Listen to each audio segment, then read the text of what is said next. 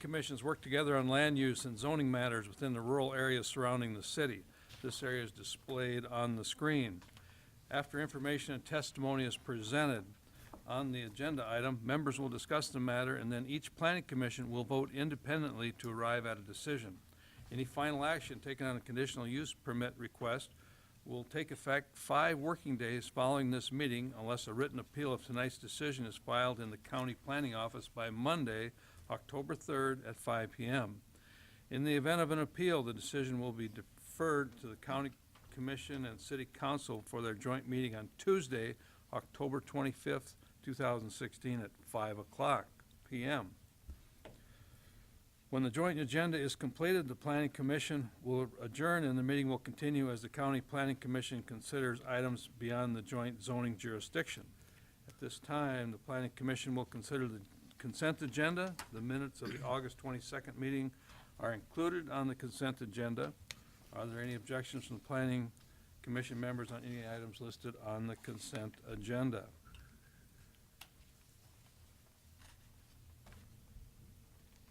Seeing none, next I'll read each item on the consent agenda. If any member of the audience objects to the item, please raise your hand and the item will be moved to the regular agenda to allow you to address the commissions later in the meeting. Okay, the consent agenda, the minutes of August 22nd is item number 1. Item number 2, conditional use permit 1661 to exceed 12,000 square feet of total accessory building, requesting 1,848 square feet. Petitioners Douglas Hoff at 2510 South River Bluff Road, approximately 1 mile east of Sioux Falls. Item number 3, conditional use permit number 1663 to exceed 1,200 square feet of building area, requesting 2,160 square feet. Anthony Counterman is a petitioner. Address is 2104 West 70th Street North, approximately a half a mile north of Sioux Falls. We have a concern. Okay, that'll be moved to the agenda, regular agenda then. Otherwise, items 1 and 2. Do I have a motion to approve the consent agenda, which includes item 1 and 2? So moved. Second. Okay, we have a motion and a second. All those in favor signify by saying aye. Aye. Aye. Opposed, same sign. Motion carried on the county side. On the city side, you need a motion for items 1 and 2. I move to approve. Second. We have a motion and a second. All in favor signify by saying yes. Yes. All opposed, same sign. Passes item 1 and 2 on consent, moving 3 to the regular. Okay, do we have a motion to approve the regular agenda with item number 3? So moved. Okay, we have a motion and a second. All those in favor signify by saying aye. Aye. Aye. Opposed, same sign. Motion carries. On the Need a county. motion on the city side. Second. Motion and a second. All in favor signify by saying yes. Yes. All opposed, same sign. Okay, item number 3, Kevin Hookman from county staff. Yes. Kevin Hookman, County Planning Department. This item was read as a request for to exceed 1,200 square feet, requesting 2,160 square feet of accessory building. The property is located on West 70th Street North and lies adjacent and north of the Interstate 90. The land to the north is still agricultural property, while there's a large subdivision of more than 4 lots that lies mainly to the east of the location. And that is why we're here, is required to have a conditional use permit for accessory building larger than 1,200 square feet for a subdivision. The petitioner is requesting 2,160 square feet.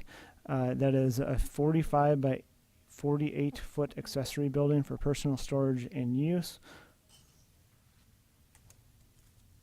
Let's go to the site plan.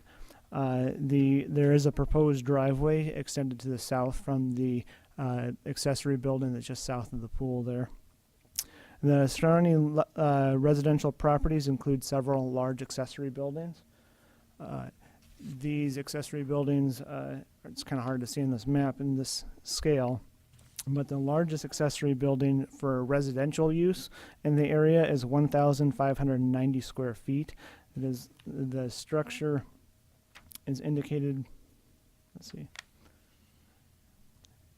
in that, but the largest accessory building that was approved was in 2014. There's a conditional use permit that an accessory building was approved for 1,660 square feet. And if I can get my mouse here, that would be for this location right here, nearby. That was also a request for more than 1660, but that was what was approved. The building then was built at 1440. In addition to the residential buildings, there is a large agricultural accessory building right here, and you can see it's very dominant on the map there. That large agricultural accessory building is 4,704 square feet. It's located within 300 feet of the proposed property. Staff feels that it'd be a consistent approach to approve the structure for the size that was approved in the most recent nearby conditional use permit, and this would limit the accessory building of 1,660 square feet. And as a conditional use permit, we are required to look at several criteria, and I will go through them now. The first criteria is the effect upon use and enjoyment of other property in the immediate vicinity for uses already permitted upon property values in the immediate vicinity. And the proposed building will have little or no effect in the agricultural use nearby. The neighborhoods, neighboring properties will be able to clearly see this accessory building, especially the properties that are just to the northeast across from the railroad tracks. Will be able to see it from the backyard. Number two, the effect upon normal and orderly development and improvement in surrounding vacant properties for uses predominant in the area. There will be no commercial businesses allowed in this accessory building for future use. Nearly all the residential building eligibilities in the area have been developed, so any new residential growth will likely occur once the city of Sioux Falls annexes it. At that point, very large accessory buildings may be out of character in the city subdivision. Number three, the utilities, access road, drainage, or other necessary facilities are provided. The petitioner will have to receive all utilities for the building. He has gotten a copy of approval for Mapleton Township for the new driveway approach. Number four, that off-street parking and loading requirements are met. The proposed building will have no new parking will be needed because it'll be inside the building. No commercial or business parking will be allowed at any time. Number five, that measures are taken to control offensive odor, fumes, dust, noise, vibration, and lighting, including of lighted signs, so that none of these will constitute a nuisance. Again, there will be no businesses allowed at any time, and that lighting should be directed downward to prevent the light pollution off the site. There was concern raised about the height of the building, and the maximum height of a building in this zoning district is 35 feet. Number six, the health, safety, and general welfare of the public in the comprehensive plan. The accessory building, as staff recommends, should have little to no effect on health, safety, and general welfare, and as well as the comprehensive plan. Approving 1,660 square feet of accessory building will be consistent with PAC's action and will have less impact on future development. Staff finds that the request for a larger building is reasonable and recommends approval with the following conditions. Number one, that the total accessory building square footage shall not exceed 1,660 square feet. Two, that the building permit be required prior to construction of the accessory building. Three, an inspection must be made of the proposed new accessory building to ensure that total floor area of the building does not exceed 1,660 square feet. Four, only personal residential storage shall be allowed in the building and no commercial uses or commercial storage will be allowed at any time. Five, all outdoor lighting shall be a full cutoff, fully shielded design to prevent spillage of light beyond the property boundaries. And number six, that the Planning and Zoning Department reserves the right to enter and inspect the accessory building at any time after proper notice to the owner to ensure that the property is in full compliance with the conditional use permit conditions of approval and the Minnehaha County zoning ordinance.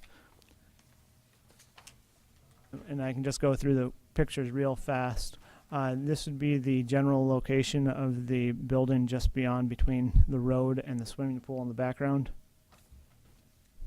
This is looking to the west, and it'll be kind of down in the bottom of the hill there in the area. You'll see the railroad tracks in the backyard or beyond the yard. This is looking, east.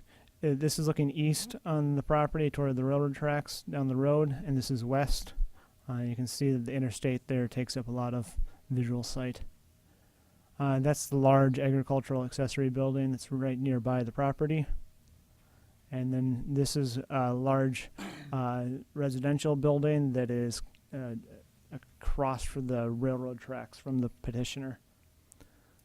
And then this is just across and south, another large accessory building.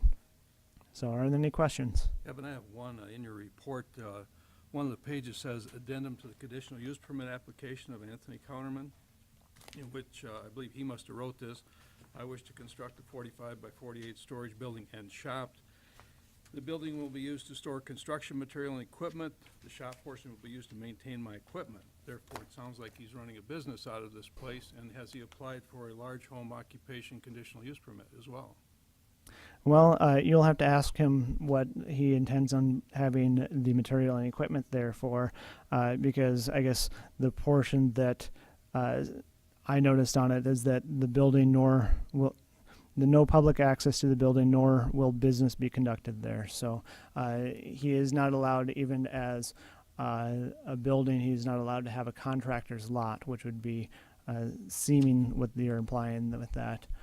That there will be construction materials. So, no, a contractor's lot is not allowed. Okay, thank you. Any questions for staff? Okay, Mr. Counterman, you can please come forward, state your name and address for the record.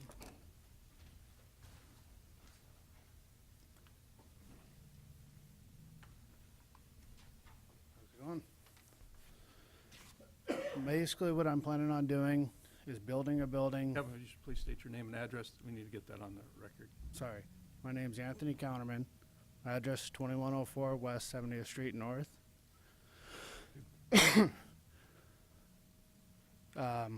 What my plans are is to build a 45 by 48 building in order for me to store my equipment, trailers, and extra tools that I may have inside of there so they can be locked down securely. I really don't see a problem with it. I'm not sure what exactly I need to approach on it. Okay, my question was, like, say, in there you said it's building to store construction material and equipment. That sounds like you're running a business out of there. No, my That's what it business is actually conducted out in the field where I deal with actual contractors, general contractors. I am a subcontractor. Basically, I got my trailer. It's a rarity you see it at the house. I plan on storing my camper in there, something to keep it out of the weather, to keep it taken care of. Broken tools. What I have for tools would be like your normal skill saws, jigsaws, nail guns. I don't have big equipment. I do siding and decks on homes, so it's not like I've got big equipment coming and going. I do not own any big equipment. What I have is trailers and your normal handheld tools. Do you understand why the county wanted to limit to 1660? Yeah. And that's adequate? The problem is I do have a big camper, and I really don't want it sitting out in the weather. I have two 16-foot trailers that I use for work that I would like to put away so it does not, make a mess out of the neighborhood, make the neighborhood look nice for it. So my thought is if I can store my equipment inside, the property that I'm in now was a mess before I got to it. I've cleaned it up, and I'm trying to keep it that way. I take pride in my property. So that's the reason I'm asking for a larger one, so I can put my camper inside so it's out of sight, and my trailers. Any questions of the petitioners? From anyone? Not yet. Not yet, okay. Okay, thank you. Well, I guess I'm Or- still a little bit confused. Sometimes I'm pretty easily confused. But you're storing your business trailers Yes. in here. Okay. It doesn't allow for that stipulation number, no glasses tonight. 4 is only personal residential, not personal business. States that in here also. So are you comfortable with that stipulation? How 'Cause it's, can, it's your business, it's your business tools are what you're storing in Yep. here. Your construction tools, business tools, however you wanna say it, but it is part of a business. Yep. That are being stored here. Versus, I'm a electrician that works for somebody and I carry home my tool belt every night. You're storing trailers with tools and other construction equipment in them. yes. Yep, it's a rarity my actual job trailer would be on the site. The only reason I ever bring my job trailer home is because I'm going from one job to the next that's crossing that path. Other words, it doesn't ever come home. But when it does, I would like it locked and secured. Okay. Any other questions of the petitioner? Seeing none, thank you. Unless we have anyone else in the audience care to address this item? Yeah, state your name and address, please. David Shelton, 1601 South Hawthorne Avenue, Sioux Falls. I represent Mr. Roland Johnson, who owns the property around Mr. Counterman. Mr. He Johnson's surrounds the red part? correct. Okay. Up to about 34 acres there. Mr. Johnson's in favor not only of the existing or the new proposed 1,600 square foot building, but allowing a building large enough so that any personal belongings can be put in it, rather than having it strewn all over the yard. The place was a mess. Mr. Johnson's a pride of ownership property owner, as I believe the rest of the neighbors are as well.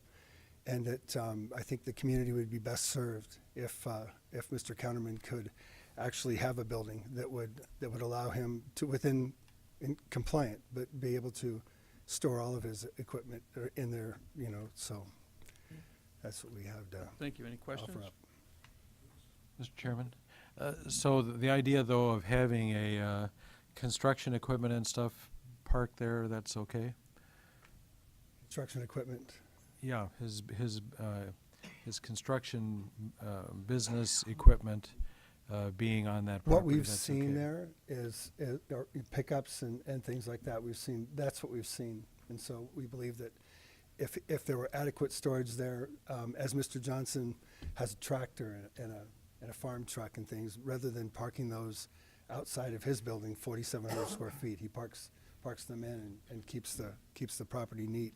We'd like that consistency. I think it would enhance all of the property owners. So I'm not saying change the zoning or the use to commercial. I'm just saying that it would be nice to see things under roof. If Mr. Counterman can afford to do that, that'd be great. Thank you. Thank you. Bet. Okay, anyone else in the audience care to address this issue? One more person, please come forward and state your name and address. I'm Roger Coima from 5905 Northwestern Avenue, and I was the last one to have a building put in a couple years ago. I just want to point out that there's a train track going through there. It divides the Swanson addition from where he lives. So there's a definite dividing line there, so I don't think that big building's going to be a problem at all. Thank you. All right, thank you. Anyone else care to address this? One more person, come forward and state your name, please, and address. Beast, I'm a neighbor out there, 6209 Northwestern Avenue. As was just stated, it's kind of hard to see on a map, the elevation and such, but yeah, that train track that runs through there almost seems like a clear dividing line, not to throw like a retail up there or anything, but where this building is going, as well, it's down in the trees. I don't know if you guys can see that in the pictures, but the trees that are there, the only ones that'll be cleared left now, there's just gonna be for the approach. But once that building's in there, you won't even hardly notice that building's tucked in there. As big as it is even, you won't even notice it. And I've known this guy before he moved here.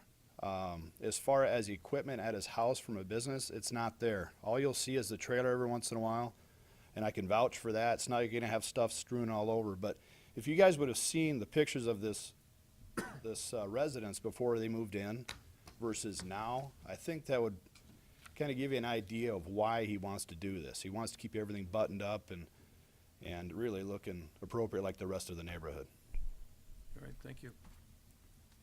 Anyone else care to address this item? Otherwise, we will close the floor. And for discussion or action? Mr. Chairman, just a question for the staff. Would we need to change our conditions or anything in regard to This is square the footage. proposed usage? No, it's a requirement of the zoning ordinance, so it's any kind of business activity there is gonna be a violation of the zoning ordinance. And storing your business stuff? I mean, I used to take my boots home from work. Well, I think there's some latitude there for interpretation of really what's storing and, you know, if he brings it home for a weekend and then brings it home on a Friday and is back on a job site on Monday, you know, if that happens once every year or 6 months or something, I don't think that's really an issue there. I guess my thoughts were, like I say, since it's in existing trees, you're better having campers and stuff inside than outside. And we certainly are not allowing any construction yard of any type. And that would be what's the original dimension was 41 by 48? What was it? Something by 48. 5 by 48. 45, which isn't, that's just a big three-car garage nowadays. But you may recall, for some of you that maybe weren't here in 2014, when we dealt with the conditional use permit for Roger at this property, right here, there was a lot of discussion about the size. And that got appealed to the city, Joint City County Commission, and there was several meetings on that because of the water off the roof and the neighbors were concerned and whatnot, but this is a prime candidate for, my neighbor got 2,200, now I want 24, and the next one's gonna want 26, and that's my only concern is Sure. where you're ever gonna stop once you start letting people get bigger and bigger and bigger. It's called precedence. However, that big building that got built, you can't even see it anymore. No, you Trees can't, and stuff. and it's on 30-some acres, I Yeah. mean. So staff, what is your wishes for the discussion, or do we have a motion? So if we were to approve it, are we doing the 45 by 48? That's the discussion right now. Yeah. Approval is recommended in 1660.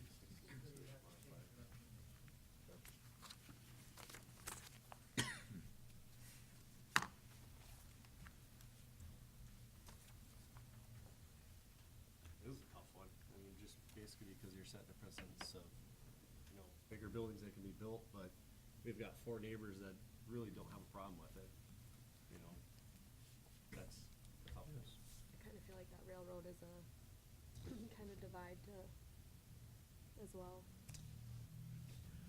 Mr. Chairman, I'll make a motion to approve the 45 by 48 building. Is that, what size is that, 20? The original size. 2160. I'd second. Okay, we have a motion and a second. Any further discussion? It is a bit edgy as far as at what point do you start mixing concrete there and driving out, or, you know, when do you just park your truck in your garage, so to speak? But Okay, so we have a motion and a second. Any other discussion? If not, we'll call for a vote. Call the question, I believe it's referred to as. All those in favor signify with the change to the original square footage of 45 by 48. 48, yeah. Signify by saying aye. Aye. Aye. Opposed, same sign. Motion carries. Any more discussion on the city side? No, I think that Mr. Counterman has demonstrated by his own testimony and the testimony of his neighbors that he has cleaned up this property, and he's showing good stewardship of the land. And this is a significant expense, capital expense, to build a building of that size in order to store his stuff so that it's not out in the exposed. So I would agree with the county's assessment. They've already passed and approved it, and it's item number, it's number 4 on there. It says only residential. So we basically are joint commissions, we gotta go with the county. But I want everyone to be aware that it says only residential. You guys just approved that. Only residential. Yeah, and should he get a complaint, he will have to apply, if his stuff's there all the time he gets complaints, he'll have to come in and apply for a business. And I don't have an large issue home with it saying occupation. commercial on there. I really don't. They can store his commercial stuff. I don't have that. I just wanted everyone to be aware that Yes. you guys, we just approved and it says residential only. Okay? On the cities, well, any other discussion on the city side? Motion to amend it to 45 by 48 storage for Second. accessory building. With the other 6 stipulations, changing stipulation number 1 to 2160. Yep. Got a motion? Second. A motion and a second. All in favor of item number 3, signify by saying yes. Yes. All opposed? Same sign. Motion passes on the city side. Any new business? We have no new business, that Any would, old business? old business, we shall adjourn on the Need a motion for adjournment? I just passed out for the South Dakota Planners. Association, so all the elected and appointed officials are invited to dinner on Thursday evening. Okay. So your planning director. Good. Okay, thank you. Let the city leave, and then we'll start our county Motion to meeting. adjourn in a second. Second. No, we will basically